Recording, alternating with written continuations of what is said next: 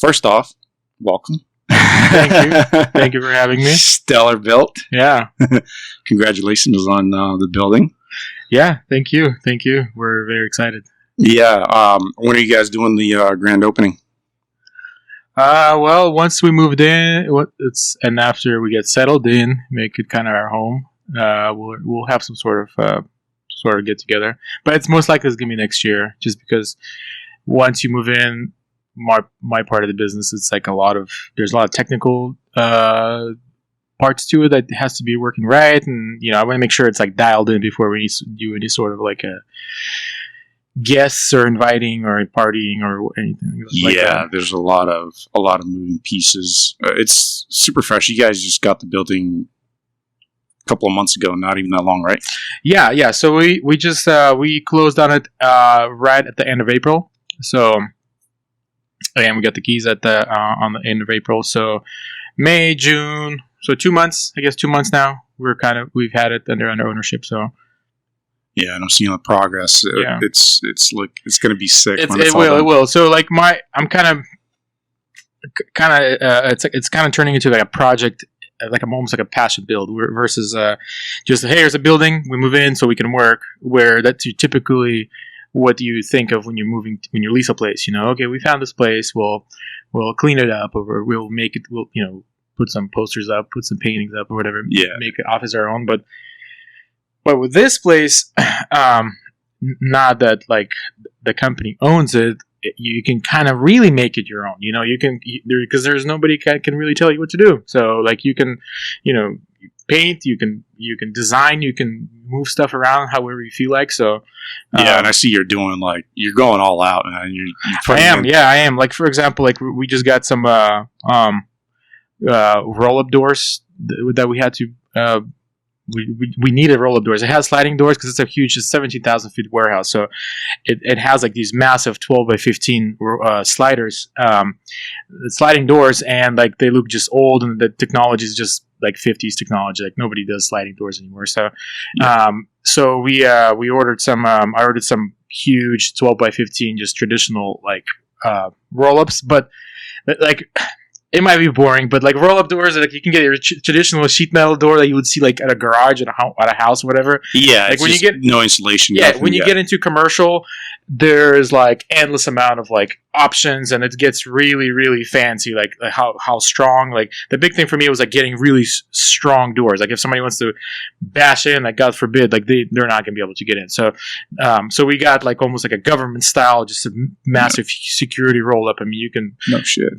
So it's huge. It's huge. It's very heavy. It had to be ordered, custom built, custom specs, sizes. So it's just this. So we had, let's see, 4 of those going in. 4 of those doors. I like that you geek out on that shit. You really go into the details. Yeah, because like again, because it's because you own it. If you care a lot more about. Okay, I could just put some whatever just so it works. But you know what? Let's put something with what I really want. So. Yeah, and that's the application that kind of that approach applies to almost everything in that building, because you choose based on what your need is. You don't just like choose it because you just have to have it. It's like you actually need this. Like for example, we just converted the entire 17,000 foot place to LED lighting. So before we had these old school like halogen fluorescent strips that were just hanging by the thread and sporadically throughout each building. Yeah. Now we have these like just very perfectly designed, laid out like LED UFO lights. Like I think we have I want to say 24 in each building, 24 of them, and they're like almost like 30,000 lumens. So you go inside. Holy shit. Yeah, you go inside right now. Compared to what was before, I mean, you turn on thing and it's like daylight. Yeah, daylight. No, you put your arm out, you see no shade. It's just it's like a lab. So, damn. And that's exactly what I was going for. Because like when you do the kind of work that we do, we want to be able to see. So especially when it comes to fabrication, like seeing the intricacies of the metal and welding, and being able to see your project from all sorts of angles. And dude, I've been to some shops. It's like so dimly lit and everything. Dimly lit, yeah. To me, like lighting is like huge. It's absolutely important. Like my previous building where we currently are now. The ones we're gonna give up, the one I'm leasing, like we moved in, it had green skylights. Like you go inside, everything's green. It was nasty. So, is it like the old school like gas bulbs or something? yeah, like well, that? it wasn't the bulbs. It was like because it was a skylight, and the skyline sheeting that they used was green. So you go inside, it's like you know. Just like, well, I guess it's good if you're colorblind. Yeah, no, it's serious. Everything's still blind. Any picture you take, it's like green tint, and you can't Photoshop. I mean, it's like it was terrible. So scrap that. Put my own skylights in. New sheeting for the skylights. Again, my own lighting. You had these like old school like 1950s, just massive like extremely inefficient light bulbs. So converted everything to LED. So like right now, it's perfect. It's like perfectly bright. So, yeah. By the way, before we get too far, Dima is like a fabricator of like all-wheel drive fucking vehicles. I've seen you start out, and you just had your own little stuff that you were doing on the side. Then you got your shop and all this stuff. And I'll give you a little story. So like. My shop specializes in off-road adventure vehicle builds. So, and part of that entails is that we just build and design stuff. So, meaning like we actually physically CNC cut and weld and build components ourselves, whether it's bumpers, various brackets, suspension components, and all that. So, we build that, and then there's the outfitting and just overall kind of build planning that comes with it. So. We our niche particular is Toyotas. So like everything that Toyota makes when it comes to trucks, that's what we do. So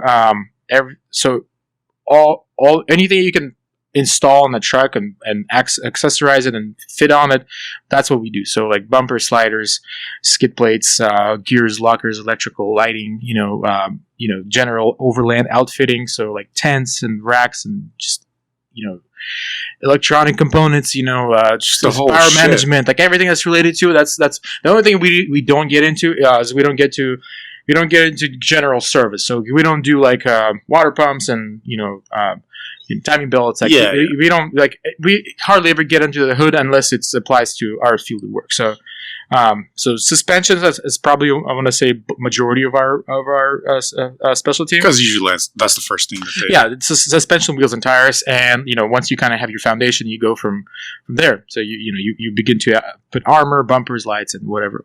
So going back to what we do, install, outfit, so sales and service, and then there's the custom fabrication part of it. So meaning we actually build design. So that's actually where I started, was the custom fab. So meaning like I would build my own stuff, and eventually it kind of progressed into just being a vendor for a variety of companies in this market. So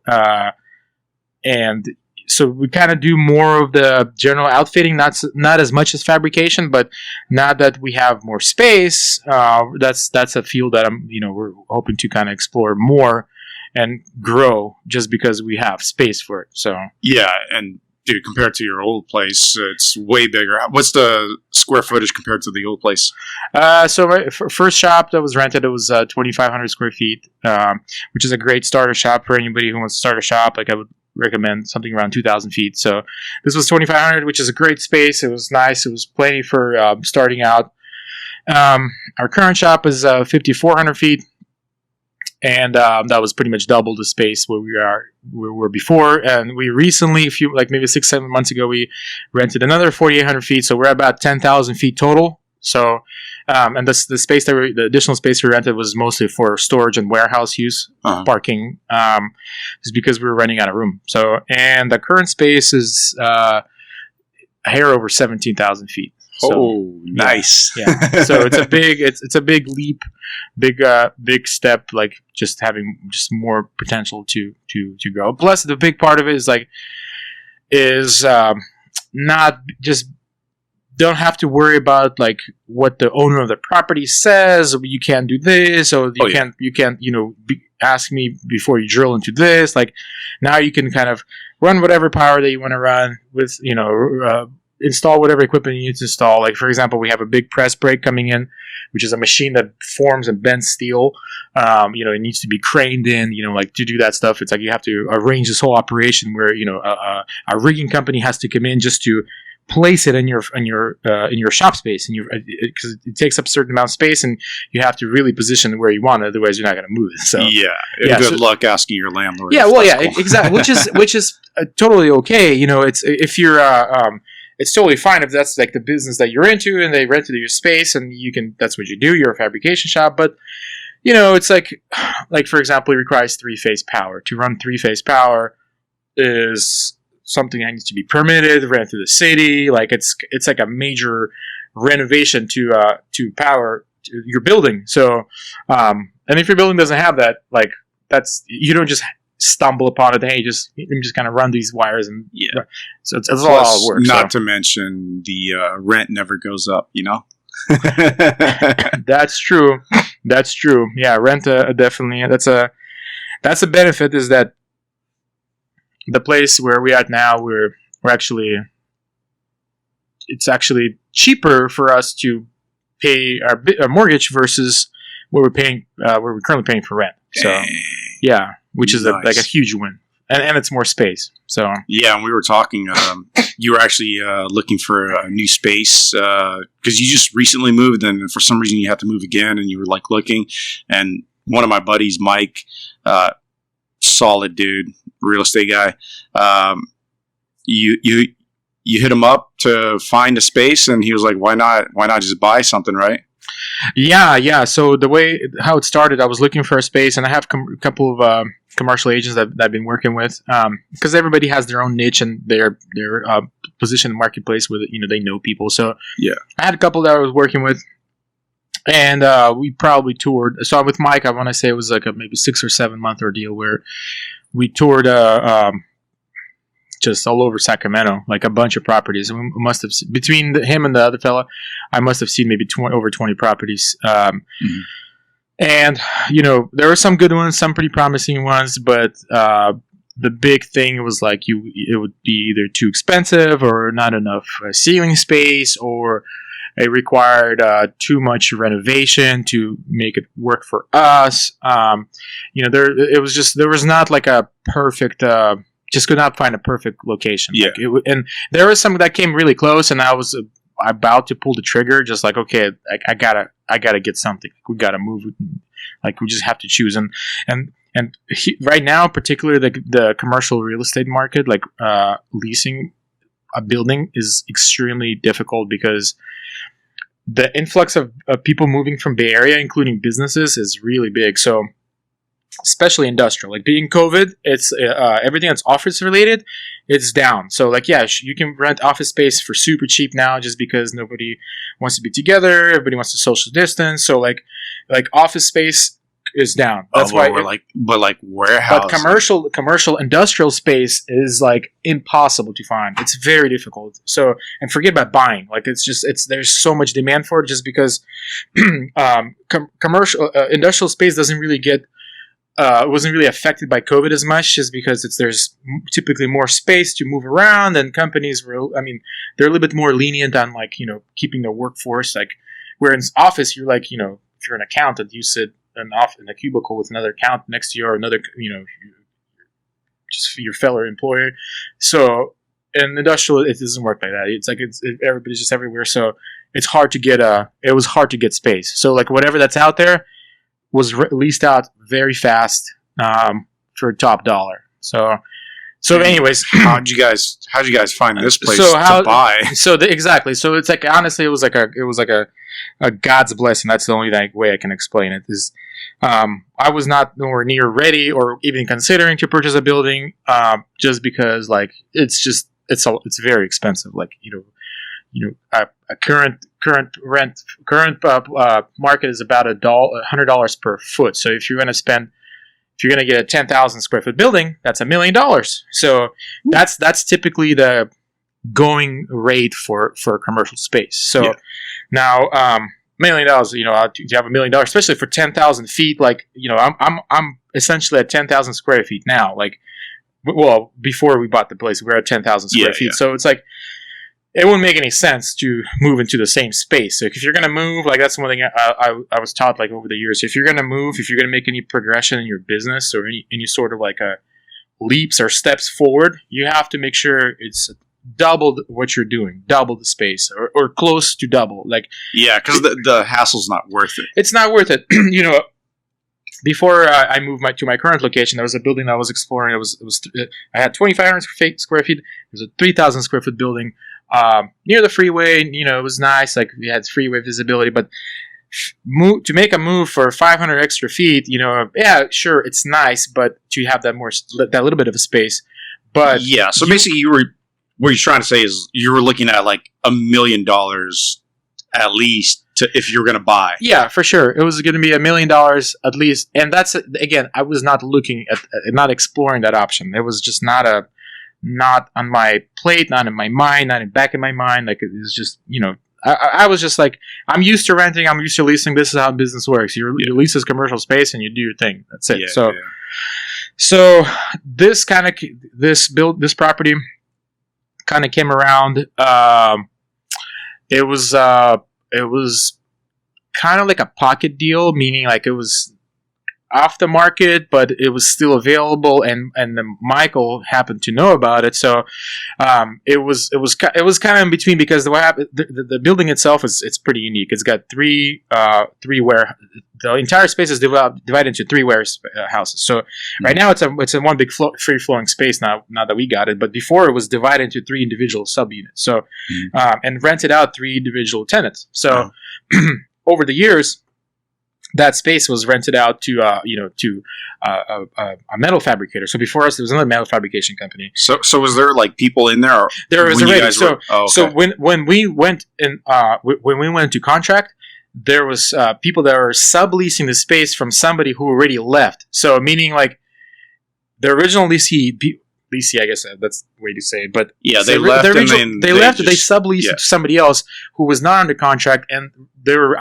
really squatting in there. They weren't paying any rent, and because of COVID, you could not kick them out. You could not. It was just like a thing. You could not kick out business. You can't kick out tenants. You can't do that because of COVID. So the rules kind of I think right now is getting a little bit more lenient. But how'd you guys deal with that? So when we went into contract, we actually toured the building while those guys were there. So we went inside, like, hey guys, like, this is happening. Like, this building is being sold. So like, but hold on, isn't it like if you buy a building, you can kick out, can't you? Well, the previous owners owned the building. They owned the building since the 50s. No, I know. If you're a current owner, you can't kick out. But if you buy a new place, or there was just like a freeze on everything. I'm not sure, but I think what happened was when we went into contract, which was in February, they were already squatting there for like 6 months. So they were there for a while. So it was really getting, they got a lot of pressure to just move, because like, they just did it on their own volition. Yeah, because like, okay, you know what? There's inspections going through. Like imagine you're let's say you're squatting, and like you're in the process. What do you mean squatting? They were just squatting, meaning like they're not paying rent. Really? Yeah, they're like squatters. Like people, like somebody lives in the house without paying. So listen, anything. Usually when you sublease, that means that you have a lease, but typically you want to have somebody else move in and pay slightly more than you were paying. Sure. Because they need the space and they're paying you. But what, the original people that signed the lease were not paying the owner? So I'm not sure exactly what happened there, but they had majority of their warehouse. They subleased a part to somebody else, which was it was a cabinet shop. There was like a woodworking cabinet shop. So they stopped paying because they were not under any contract with anybody. They were just paying the guy that was originally on the contract who left. So there was the original. But yeah, the guy is signed on the lease. He's supposed to be paying. Exactly. So, but he wasn't. So there is more to that story why those people left, but that doesn't apply to me. It doesn't. It's like years before I found out more about the story from the listing agent once we were under contract. But anyways, let's just consider them, they're gone. So, and the people that were there, the squatters, they were not in contract. They didn't have to abide by anybody. Sure, they told them, they were told multiple times to leave, but again, because of COVID, they were just not How'd you guys coax them? So I think what happened, they just kind of felt the pressure because there was a lot of there was inspection coming through, constantly visiting the building, like doing due diligence during the purchase process. It was just kind of impeding on their business. So like you could, and they're like, okay, these guys are moving in this time, so and that's part of the reason why this I feel like this building wasn't sold is because of these squatters, because they were there for a while. So to sell a building, nobody wanted to deal with that shit. Yeah, nobody wants to deal with it. It's a troubled property. You know, you want to get in, do your thing.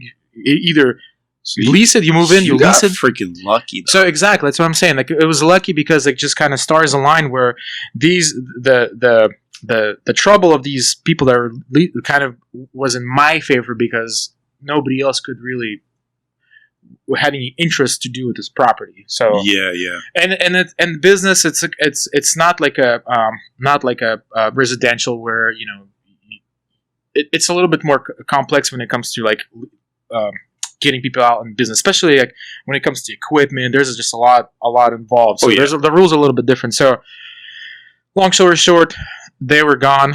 They moved their stuff out and we closed on the deal, I want to say like literally a week after they moved. Dang, yeah. Nice. Like I saw their truck. I saw like a just a truck inside that shop getting stuff get put in. So, and yeah, we signed like a week and a half later. We got our keys. You got lucky AF, dude. Yeah, no, for sure. Yeah. From what I know, you got a pretty solid deal, square footage wise. Per square feet. Yeah.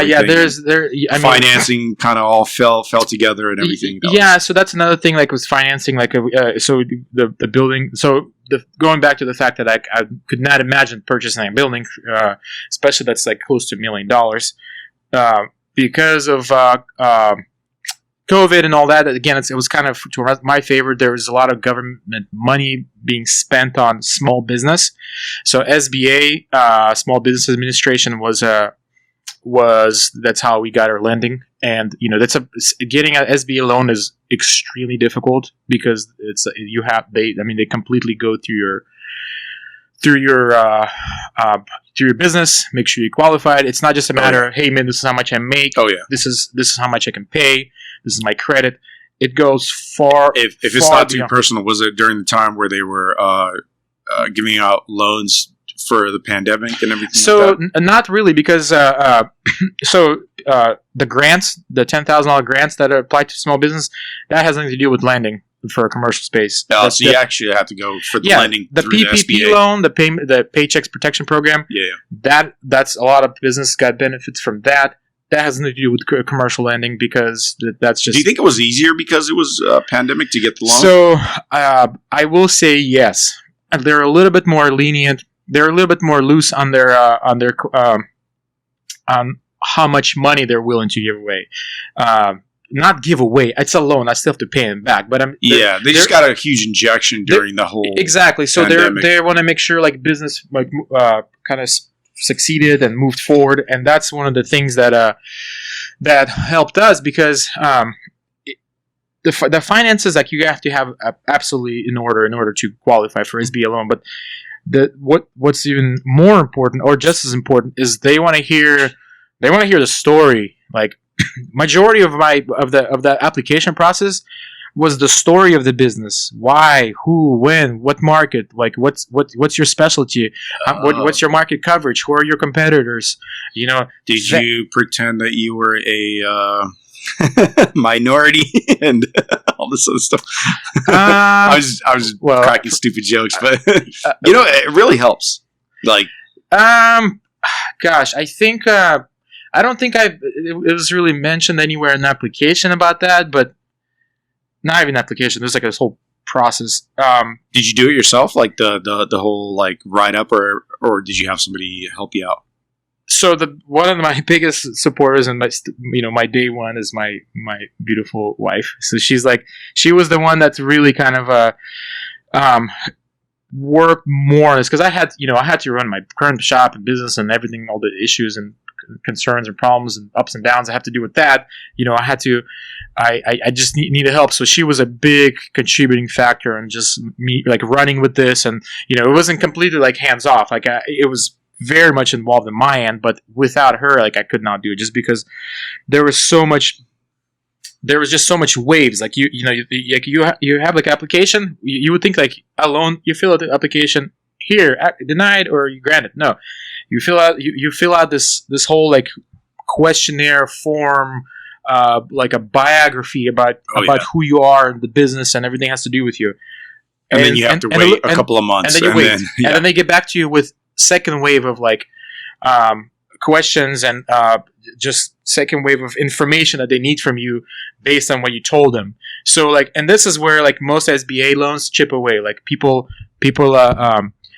that's where most sorry, it's all right. That's where most SBA loans fail, is because okay, you apply. Let's say you have a ABC business. You apply.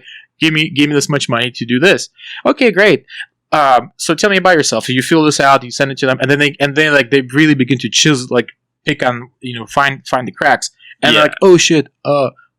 I don't know about this, and that's kind of like where people fade. That most of the loans and applications fade out. Now I know this. The reason I know is because the company, the lending company that we were working with, that supports SBA loans, they were also like a big factor in like helping us out, kind of moving through this process. So, but yeah, I mean, like most people kind of fail at maybe stage 1, maybe stage 2. Here, I want to say we have maybe 7 different stages of this application process. I mean, this was the most like stressful and difficult like application for anything that I had to do my entire life. Yeah. Like it was very difficult. And like every single wave of like information that they wanted out of you was it was just like a threshold you had to go through. Like it was so stressful because like shit, what if they don't like this, what if they're gonna pick on this part, what if they don't like that, so it was very emotional, but it was worth it though. It was worth it. Yeah, like you think you're done, you're like, yes, okay, great, everything looks good. No, can you tell me about what was this spent in this particular year, like where did this money go, like on based on your the financials, like that detailed. Oh, absolutely, yeah. Because I mean, they're giving you $1 million. They want to make sure that they know they can trust you. So obviously, this isn't like a $20,000 like a loan just so you can get buy a coffee machine. Now let me ask you something though. Was it like if you had any questions? Like if you go to the DMV over here, especially in California, you ask them anything, they're like, I don't know. They're just there to get a paycheck. They're not helpful. Like with your process, let's say there's a lot of steps that you have to take, but were they at least like accommodating? Like, okay, hey, can you tell me how would you like it? And like, what exactly would you want me to send so that there's no other, process that I have to go through? Yeah. So were they actually accommodating? Yeah. It was very accommodating because, so you can imagine like they get hit up for this like all the time. Like this, everybody just wants money. So like they're very clear on their objectives, on their goals, and what they want and how they want it. So the reason why I'm asking is because like I live in California, but I lived in other states, and probably out of all the states, California, depending on which DMV you go to, they do not give a crap at all. But you go to like Washington or Oregon or whatever, they're like, hey, you got to do this, whatever. Or you could do like very accommodating and helping. For sure. Well, I guess, although it's a government agency, but we're comparing two different things. We're comparing a government worker who's getting questionable pay at a DMV with zero interest for his job. The other state, it's also the same thing, but it's just like for some reason it functions differently. So, and I know depending on which government agency you go to, so that's what I'm curious about. Like the SBA, it was actually more like accommodating and helping you out and everything, right? Yeah. I mean, you can imagine people on the other side of the fence are top notch. they're pretty official. Like their standards are very high. So the people that work so there. even though there's like a lot of steps, at least they kind of helped guide you through it a little bit. Yeah. So a big factor in like assisting this, like the way it works, there's private company that backs SBA loans. If that makes any sense. So I was Wait, although I was getting an SBA loan, Small Business Administration loan. That's the government funded the building. The company that backs that loan was let's say if I bail on that loan, let's say I don't pay it, like I stop paying my bills, stop paying my mortgage. There's a private company. They're making a profit and they're taking the risk. They're the ones that are kind of backing that. So I was working, although I was working with the SBA administration, they're the ones that are kind of like taking a big risk to fund this and just kind of organize this whole transaction. So I didn't know that. Yeah, really? Well, at least there's a couple of different ways going about it, but that's how my loan was put together. That's how it was structured for. For some reason, I thought SBA was just directly just. Actually, Small Business Administration. It doesn't necessarily mean that they're getting their funding directly from. So government. the funding is from the government. Funding is coming from the government. But who owns your loan is somebody different. But the company that backs it in case of a failure, instead of like so it's kind of like Fannie Mae and whatever, like a guarantee, like a guarantor or whatever. It works different in the housing market because the government backs the houses, the house loans. Yeah, but in the Small Business Administration, it's a private. Yeah, so there is again.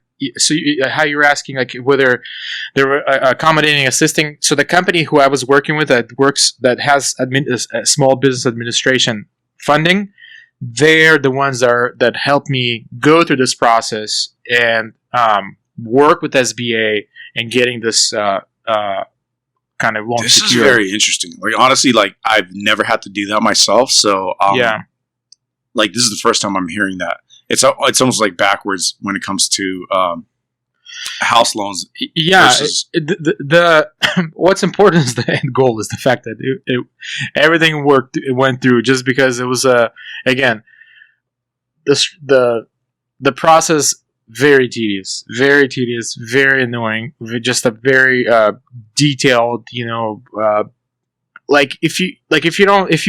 not one of those things you just kind of put on the back burner and doing on when you're on Saturday night when you have nothing to do. This is something that you have to be hands and feet, like you're completely like engulfed in this process to go through. Like I honestly, I think you would be getting a bank loan be easier. If you qualify, if your business qualifies, it will be easier because Small Business Administration loans are probably the most difficult to get. So really, if you're looking at $1 million loan from the bank versus SBA, it would be way more steps and all. Way more steps.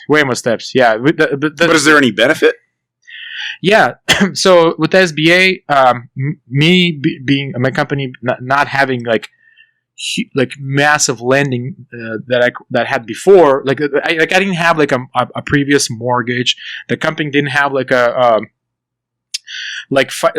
strong financials of we already own this, we own that.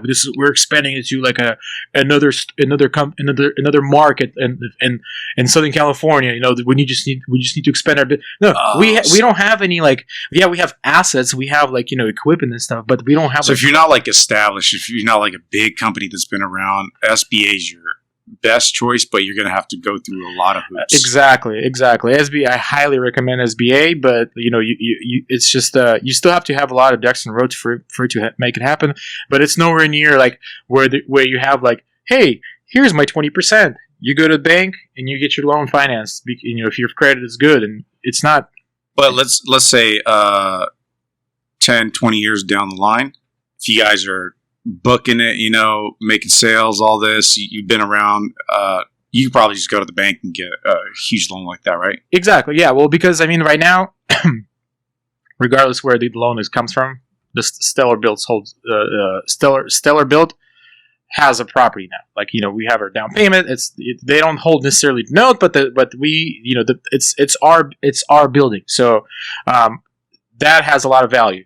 If you've been qualified and if you've acquired that kind of commercial space, holding your own real estate, that's got a lot of for weight people that are in business having separate companies, but still, if it's related, it's good. Yeah. So that's where we are. We're in the process of just moving our business from one place to another. We're in South Sacramento now. We're moving off of Arden, which is it's a good upcoming area. So like another benefit of a place where we're moving is we're moving out Arden and the Garden Highway. That just where those two streets meet. Yeah, that place is popping. Like, that place is I consider like the new Oak Park. So the people that are familiar with Sacramento, the Oak Park has just completely been, for the most part, been going through this gentrification process where new bougie, fancy, like a Gucci looking places are moving in. Like there's a lot of people that are going through. So nice businesses becoming very welcoming, very clean, because the infrastructure is there. It's a nice place. It's a nice, beautiful streets. The kind of front center streets. It's kind of got that downtownish feel. So some really cool restaurants out there. Everything. Exactly. So that's what's kind of happening with where we're moving to. Del Paso area is Del Paso Boulevard that literally injects into downtown. It hits. Yeah. You can take the train directly to downtown. So we're right there, like. They're right in the center of that, so that's where our shop is. Bacon butter, right there, baby. Exactly. So it's a cool place to be because the neighborhood is on an upswing. Yeah. Things are changing, so it's far from perfect. So it's not. I'm not bragging about it because it's not. There's still we have a place a couple of blocks away from where we are called the Field of Dreams, which is really just a big homeless encampment. But which is like kind of been growing, which is still scary. But nevertheless, like the overall, like the vibe from the place. Like I've been talking to neighbors, people that live there, other business owners. They're like, yeah, it's changing and it's changing for the better. So the houses that you see there, like they're nice. There's nice cars parked in the driveway. So so it's kind of got this like a fresh energy. So nice restaurants. There's a brewery that's in there. So that somewhat recently opened up. So it's nice. Yeah. And it's nice to kind of to contribute to that as well. Us moving in. Oh, dude. Yeah. You guys can be a fucking awesome addition to that place. Yeah. So we're excited, and it's good for our customers too. Because when people come, they come out of town. Like, we have a Shift Coffee, which is like a motorsports inspired coffee house. Oh, really? Oh, you got to go there. It's very cool. There's like pistons and turbos on the wall. Like there's like like vintage race car posters of race car drivers. Like it's like steering wheels. Like it's like motorcycle leather jackets. Like full suits. Like it's a cool place. That's what you call Shift. So nice. Right across the street there's King Kong Brewery, which is like a small batch craft brewery. There's a sushi restaurant. There's just there's a bunch of cool little places. So and it's right there. Like literally, we can walk in distance, a couple of blocks away from. You guys can fit in like perfectly in there. And how long you been doing this modification stuff? I want to say. Officially, Stellar Build started in October of 2015. So, as a company, I guess 6 years now. As somebody who has an interest for it. I mean, I've been doing it for over a decade. Just not necessarily for business, but just for personal sake, and working my trucks, friends' trucks, whatever. But as a business, that's kind of when I decided to take it more serious. It was 5-6 years ago. What led you down that path? Because I know like you were into like drifting a little bit, you were into a lot of different things, and what made you decide that's actually what I want to pursue? So at that time I graduated Sac State University. I graduated in 2014 and I got my degree in business, and going through state school, it teaches you to be like a corporate warrior. It teaches you to be in the office, suit and tie, which is great. There's nothing wrong with that. It teaches you, big business. That's what. Yeah, kind of working for the man instead of being the man. Yeah. I mean, I guess it's not really put that way. It's more about it's very structured. So it's corporations. Everything's strict. Everything's kind of dialed in. Like all the processes are already established. So it wasn't more. Am I getting this right? It was less towards like the entrepreneurial stage. It was more towards like working in big business. Exactly. Okay. I mean, you can technically have a degree in entrepreneurship, which I'm not sure how that even works, but you can get a business degree in concentration in entrepreneurship. My degree was in business with concentration in marketing. So. And overall, the classes that you take, at least it's for Sac State University, it's a very corporate like experience on where you should end up. So like whether you're doing accounting classes, general business classes, any sort of class really that applies to the like economics and all that, it's really surrounded by like working for just a corporation, and that's the kind of field that I got going through getting education from Sac State. So anyways, finished my degree, and so what I do, I got to get a job. I get a good job in the in the office, and obviously you choose your a field of interest. So I was applying there, trying to get a job here, and just dabbling with all these different jobs, but just could not really find myself like or somewhere being fresh out of school, like you're not the most desirable as far as getting a job, especially now so it's getting like frustrating. On top of that, you're not really sure if this is exactly what you want to do. Yeah, there was a lot of that, especially like you apply for a company, you do all the field work and just kind of all the information, just searching for what they do, what they're all about, and like this is what your position is going to be, and like once you get there, you're like, okay, well. This is okay. I guess this is what this is all about. So, I'm the kind of guy like I like to be, like I have to be able to visualize things, like see things and see in front of me. I can't just be like engulfed like, and kind of sunk in the computer theory and numbers and all that. Yeah. Like I have to have like stuff in front of me that's something I can touch, feel, and move about. Carry on throughout the day. Just so what made you go into business then? And especially like, did you think that it was going to be that kind of like, hey, you're just going to be a cog in the wheel? No. That's absolutely not. So I will say this, like where you ended up is exactly like what you like to do, but I think like when you were in school, it was completely the opposite of what you're actually about. So let me tell you this. It wasn't a complete wash. Like I enjoyed my schooling. Like I enjoyed going to Sac State. I learned a lot. There's a lot of stuff that I learned that I apply to this day in my business. So there's a lot of like a kind of theory and heavy background of just general business knowledge that I acquired at school, and which stays with me forever. Like that's what I'd say. People like whether they should or should not go to school. Like you understand the big zoomed out version of like what business is about. Well, I don't know. I'm not an expert. I'm far from being an expert. No, but it gives you that, like going to Sac State and getting that degree. Getting that degree, just kind of have that foundation of, at least to build my thoughts and ideas. Like, is definitely been beneficial. So, for those people that are trying to decide whether they need to go to school versus not going to school, like if you have an opportunity, if you have a chance, probably business is a good degree to get. Yeah, go to school. Like my education is to this day, like. Get your schooling in. Like if you're young, if you're trying to figure out what you want to do, like get some sort of schooling in. Like in business is particularly like it was definitely beneficial. Not beneficial in the sense that like, hey man, it taught me to be a corporate soldier and I'm not. Does that mean that it's a complete waste? No. So it's I still benefit a lot from it.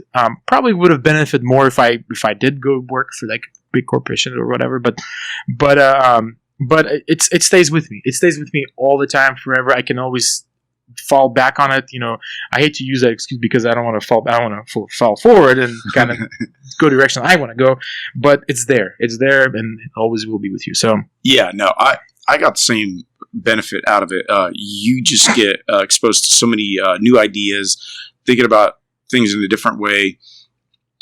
And especially like, even if you took business classes and it wasn't exactly like what you ended up doing, it gave you a lot of benefit in the sense that like you are able to think and communicate in that kind of mindset when it comes to like even, relating to the SBA, like why you should get a loan and things like that. So yeah, no, for sure. There's a lot of business related kind of theory and just overall infrastructure that during the loan process that helped me out. Like my target out is market research. Like why everything has to do with people who I'm affecting in business, like my vendors, my competitors. Like a lot of this kind of theory stuff, I have to remember and kind of organized in a way that's really structured and it makes sense, because again, this is SBA. Like they want to hear like very they don't want to hear like a boring answers, but they want to have like a structured kind of very thought through kind of approach to how you and just having like previous knowledge on like marketing and stuff like that. Just the foundation of it, So it's the theory part of it. I was able to kind of, hey, you know what? This sounds good. This sounds good. Like let me kind of answer it in the way that they kind of want to hear it. You know what I mean? Exactly. So, yeah, I think a lot of people that if they have goals to run their own business, go towards a business degree, even if it's not exactly what you're looking for. Like you said, like it's not going to teach you to be an entrepreneur, but you're still going to be in the right lane.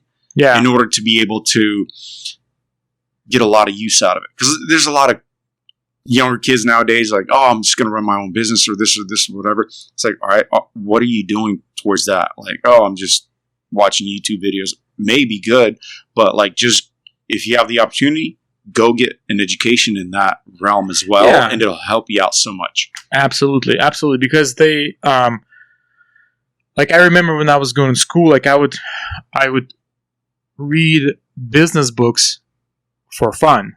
Like they weren't like these dry kind of like dead soulless like material. Like I enjoyed it. Like I would just gobble them up and like read through and read case studies, and just because I genuinely had interest in it. I didn't know what I was going to do, but I was always interested by how things were put together. So to this day, like I have majority of my business books. They're mine.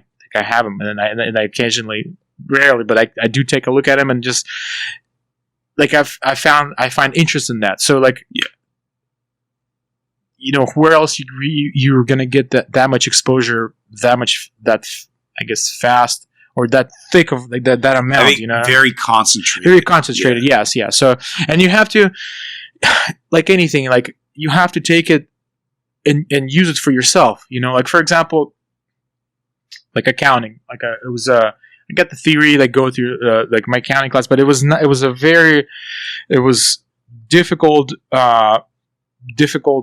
kind of subject for me to get as detailed as I was taught. Like doing balance sheets and all that stuff. Like I can't do it to that extent that I was taught. Like my wife, she's an accountant, she flies through that stuff. For me, like it's I get it, I can put it together, but that's the stuff I don't enjoy. I don't have fun. At least you got a basic sense of it, so that like when you're talking to your accountant, you could at least tell them what you need. Absolutely. I get off more on the marketing end of things.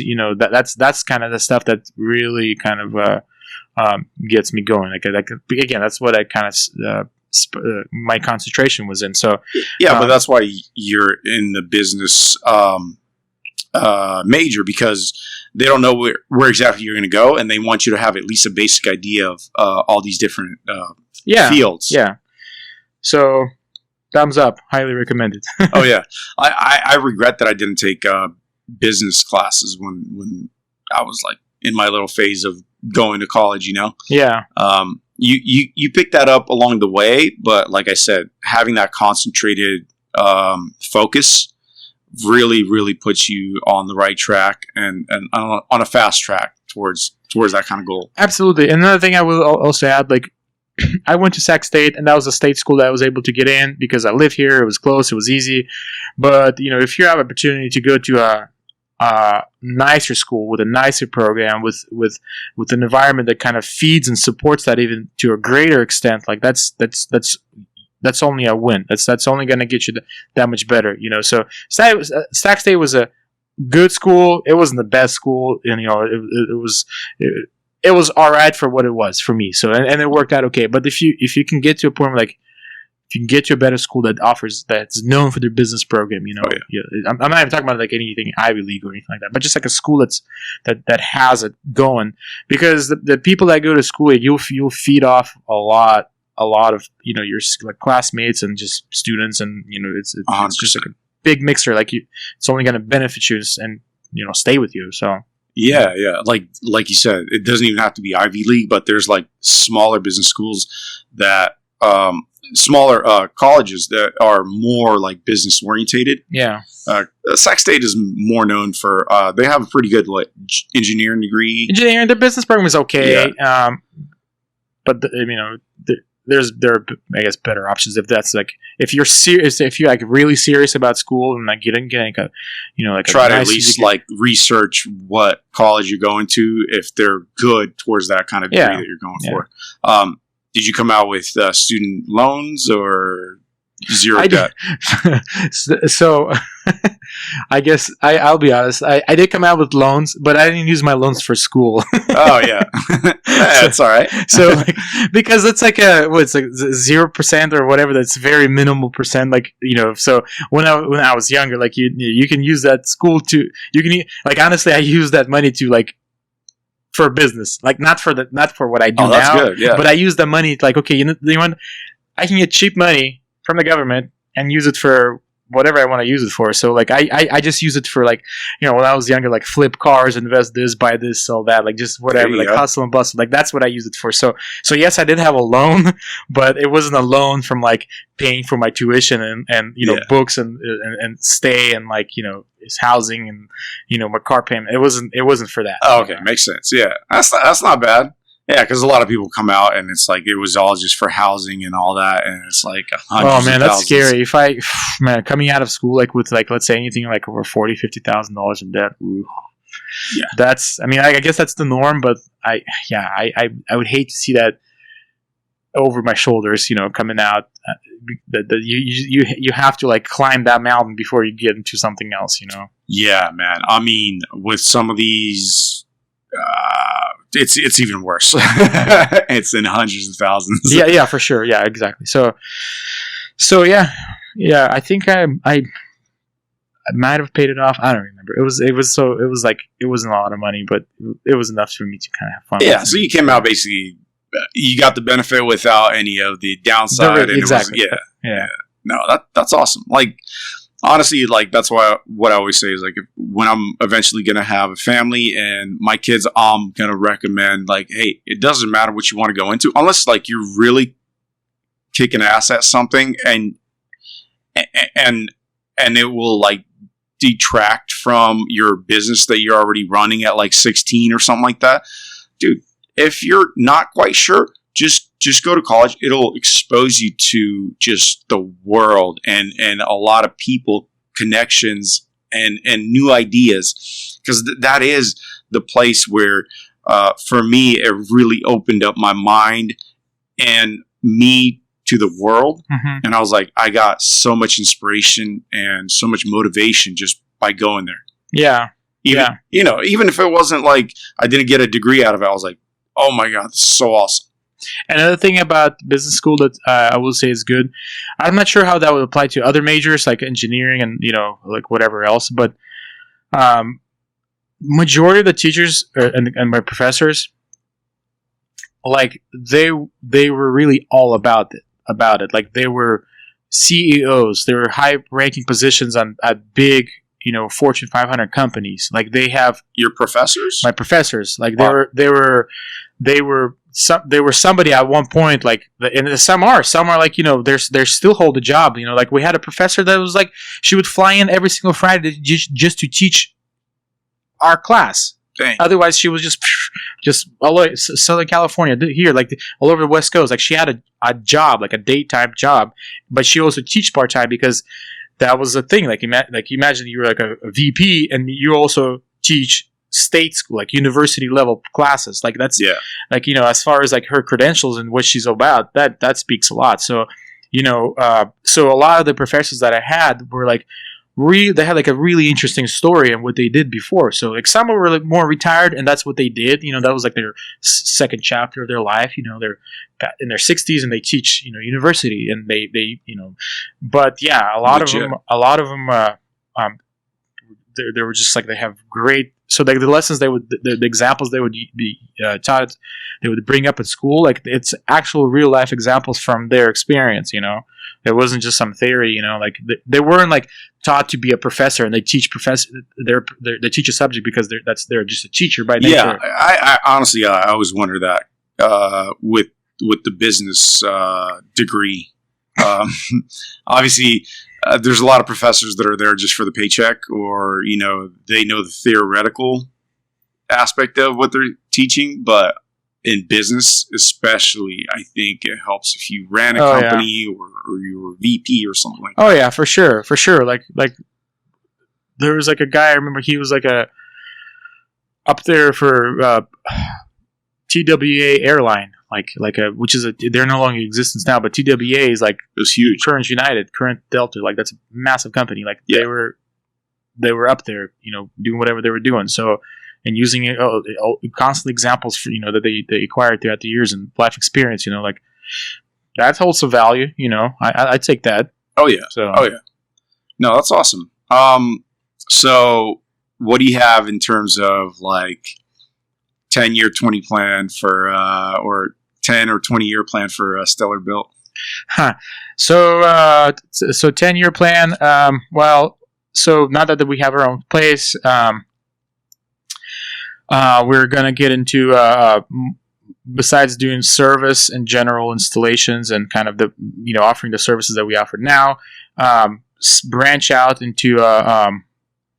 into more product-driven business, meaning like we make something, manufacture, and if somebody, like let's say across the world, across the US, wants something from Stellar Build, they can do it, they can get it. So like products and making stuff, that's our next frontier. There's a market that we're gonna get into.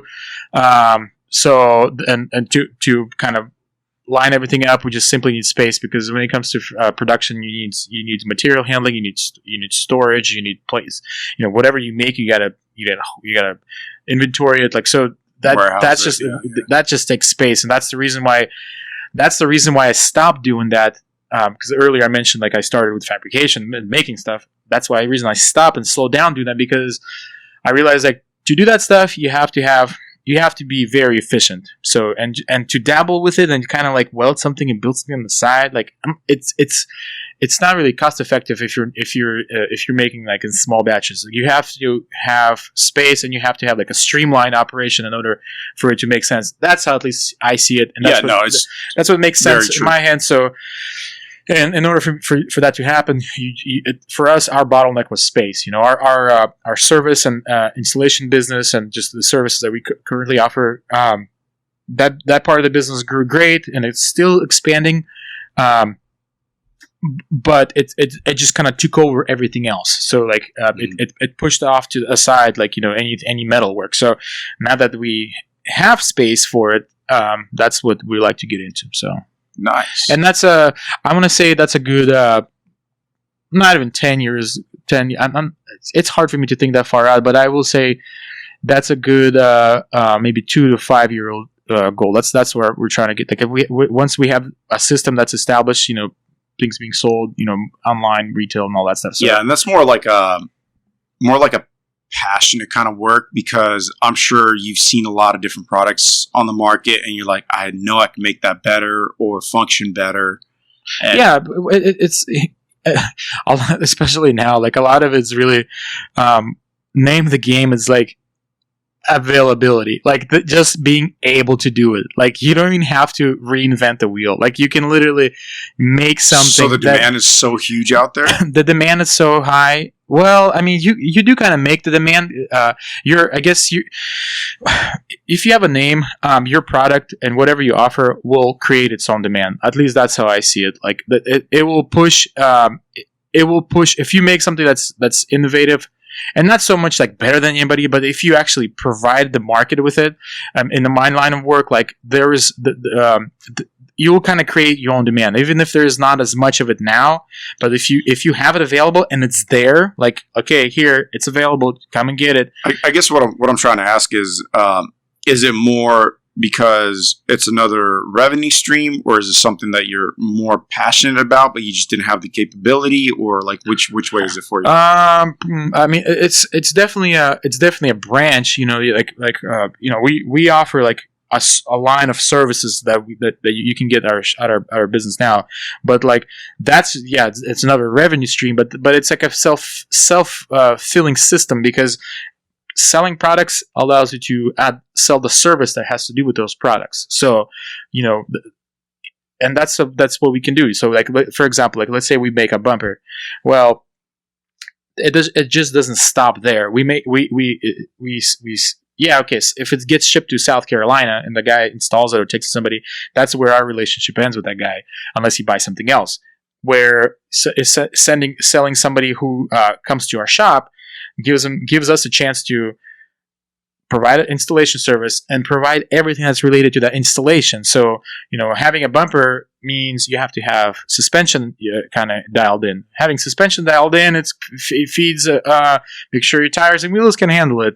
Having a bumper allows the option to run a winch. If you're gonna run winch, you gotta have lights. It's like a self feeding system. So that can only benefit you more. So like selling the parts, selling product, great. But it kind of like it's almost like a no-brainer. Yeah, exactly. So it just makes sense for us to get into that. I mean, right now, like I said, we have accounts, and we're a vendor for a majority of the heavy hitters in the industry. Like majority, like you name it, like King Suspension, Tortec, Dobinson's, like big industry, Camberg, like big heavy hitters in the Toyota market. We have those accounts, and we are a dealer, we're a vendor, we are the guy that if you look up on their website portal, who are the dealers in the area, we're the ones that are popping up. So that's what's nice about that, is because we're able to sell all their product and kind of have our margins, have our sales, and everything has to do with that, service charges and all that. But adding your own production to it, your own kind of product, rather than buying from somebody, it just kind of enriches and just kind of overall just kind of grows. 100%, yeah. Because if a customer comes over to your shop, you guys do an amazing job, all this, and they have a relationship established with you, and they know that if you offer a product, it's probably going to be on the same top-notch level. It's like, why not? And you're going to make more margins on that. Yeah, more margins. So there's definitely a lot of pride that's related to that. Like, of course, I want to sell, but because like it's the off-road industry, especially like within the off-road industry, you have like the specific niche market of, not even niche, it's like a huge segment, which is just Toyota trucks. That in itself is within that you have like little individual niches for specific makes and models. So, there's a lot of business to be had. So like we can't, it's very difficult to do everything, like make everything for everything. That's impossible. Like there's huge companies right now like that either discontinue lines of stuff that they used to make for models, for certain models, because they're either getting less popular or they just don't make it at all because they only cater to what sells. So and over here in Sacramento, for the Russian dudes, Toyotas, and for some reason in the last couple of years, just off-roading just blew up in Sacramento with the Russian community. I don't know if you noticed that or not. Oh, for sure. And I mean, I want to say, like, when I started doing this, maybe this is probably a good 10 years ago, it was a handful of people that were into it. I mean, people had like their diesel trucks with big tires, but No. occasionally this guy will have a Jeep Wrangler, but like It was all the like, thing. there's even like church groups that Oh, have for like sure. off-road clubs and all this other stuff. Like, Yeah, for it's sure. huge. That has definitely blew up. The industry just blew up in general, but like within like I guess our Russian community, Slavic community, that it's pretty big. Yeah, I've never seen it like it's almost like overnight, and every guy has a rig now. yeah. And you guys are probably like, it's really cool that like in the Sacramento area, I know that you guys do really, really good job, and just like to see like kind of one of our own people, supporting that industry. And yeah, it's good to be. It's a good marketplace to be. Sacramento is a good market in itself, and on top of that, being in Northern California, it's like a good strategic spot to be to have a business. So it's a good place to be. Especially the business that we do, like where we cater, like we do a lot of service and kind of face-to-face related work. So being in Sacramento, it's nice because if you could be like somewhere, let's say you're in Montana, like you're beautiful city, beautiful place, great community, but that can only feed so much business on local business. True. I always tell people, don't tell about Sacramento because it's like right in the middle of two big cities, and you got the off-road, you got the city and everything. It's like, but everybody's finding out about it because like you're not too far away from everything, basically. Yeah, there's a reason why it's the capital. Yeah, and that's another. So as far as like our current shop, like Sacramento has its greater area. You got Rancho, you got West Sac, you got Citrus Heights, Orangeville, Folsom, Roseville, and all that. Great, but what was important to me is to have the address with Sacramento on it. That was like a non-negotiable part of the business, is that we're in the capital of California. Like anywhere you go, anywhere that hears about us, they're in Sacramento. Because guys that live in Bay Area, to them, when you say Rancho Cordova, you might as well say some Rancho Cucamonga. Like you can't tell whether it's in Southern California. It might be somewhere in California. I don't know where it's at. So you got the Sacramento address on your absolutely new place, huh? Yeah, exactly. Like my previous shops, it's always been Sacramento address, and to this day, like that is like a non-negotiable. Like I have to have my city business name city on my business. So. Dude, that's awesome. Yeah, I can't wait to see where like this whole little city goes, because over the past 20 years, what it used to be to what it is now, just how downtown just exploded. It's completely different. Downtown, nobody even would go there before. Yeah. Now it's like the spot to be, like so many cool restaurants. I went there just to hang out on a date night, and I mean, like comparable restaurants to Portland or anything like that. Oh, for sure. Sacramento, they take a lot of pride on being a farm to fork capital. We claim to be farm to fork capital of the United States. Meaning it's not just like a quirky slogan. Like everything, and like a lot of restaurants take a lot of pride sourcing ingredients within 50 to 70, maybe 100 miles of Sacramento. So all these restaurants are being fed by its own community. So like that speaks a lot on like what kind of ingredients it provides, what's in season, the freshness of food. So yeah, absolutely. Like restaurant scene in Sacramento is definitely like next level. So like I'm proud to be like in the city that's like a thing. I know. And then also like, I mean, just, you don't have to drive that far. Napa is another like world-renowned place for sure. Yeah, anything outside, yeah, absolutely. For restaurants and everything, and wine country. That's what I say. It's like you're not too far from anything, and it's still affordable. Yeah, absolutely. Yeah. Well, got to get the house soon. Yeah. We'll see what happens. This is it's an interesting market right now.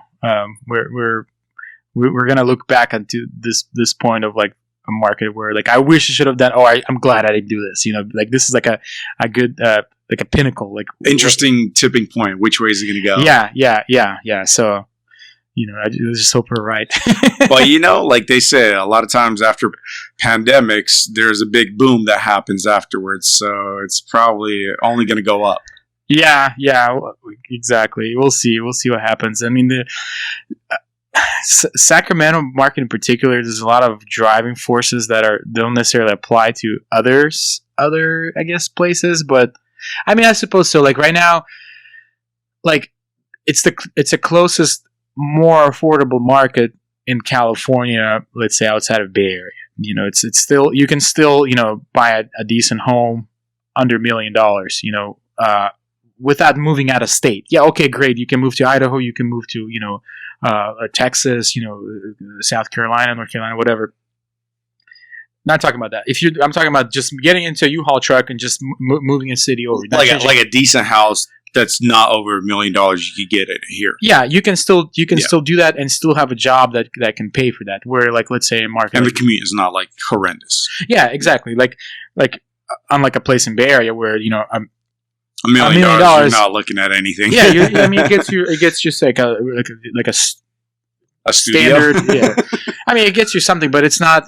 For $1 million, you would expect something that would at least look like it's $1 million. So where you can in Sacramento, you can still make that happen without moving out of state. That's like the big thing. You might have a backyard and all this other stuff. Yeah, exactly. Yeah, I don't know, man. I grew up here, and I don't know. I always keep on looking at like different places. Colorado is really awesome. Oh yeah, but I couldn't stand the food over there because you're just like high up altitude. You don't have as much of just a variety of different food that you can get over there. Yeah.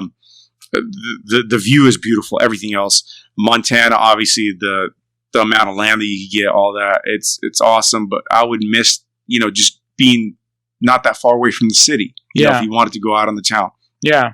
So like you look at all these places and like I just keep on coming back like, oh man, like did I just stay in Sacramento for too long? Now I like all I see is like, oh, Sacramento's the optimal place.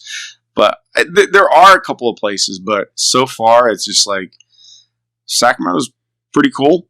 But yeah, we'll just see where this market goes because who knows? Yeah, it's a good place to be. The only thing that is a bit of a downside because I talked to people that like moved from LA. The weather change is a little bit drastic. So here, Bay Area it stays a little bit more normal. LA, obviously, it's mostly 70s and 80s over there. It's beautiful all the time. Over here, it gets to 100 degrees for a week straight, and then 60s in the wintertime. That's the only thing that kind of sucks. Yeah, the heat. That's the. I mean, I big chunk of my life I live in Bay Area, so like heat is definitely a factor. I'm not really about it. So just wish I was at least 10 degrees cooler during summer, but it's all right. Same. But a lot of people from the Russian community here moved to like the Carolinas, southeast. And not only do you have the heat, you also have more drastic cold. But then you have the humidity and you got the bugs. So I'm like, all right, we don't got the bugs. We don't got the humidity. It's not that bad. Yeah. At least we have dry heat. Yeah, humidity, I don't mix well with that. It's just being always sweaty. That's hard. Have you ever been to Florida? Yeah, we just came back from a couple of weeks ago, and it was I mean, I went to northern, I guess, west. Siesta Key, I don't know what the part of Florida that maybe eastern side. No, hold on. That's near Tampa. So whatever the Tampa is. So that was a little bit different. And I also went to Miami, which is like both places were really humid. Just like really humid. I mean, it was just way too hot. And yeah. The first time I went, it was just like you're in the airport and you could see the condensation on the windows. You're just like, holy shit! And then it hits you. You're just like, oh, yeah. Which is that's their jam. That's what they're used to. We're kind of like used to the heat and we don't really think of it. So whatever. Yeah. Well, dude, it was awesome. It was nice talking to you, and hopefully we do another one of these. Yeah. Anytime, man. Just let me know. I'd love to talk shop, talk business, talk whatever, man. Yeah. I want to know your progress. Maybe in a couple of months, and see how things are going and all that. Absolutely. All right, brother. Yep. Nice talking.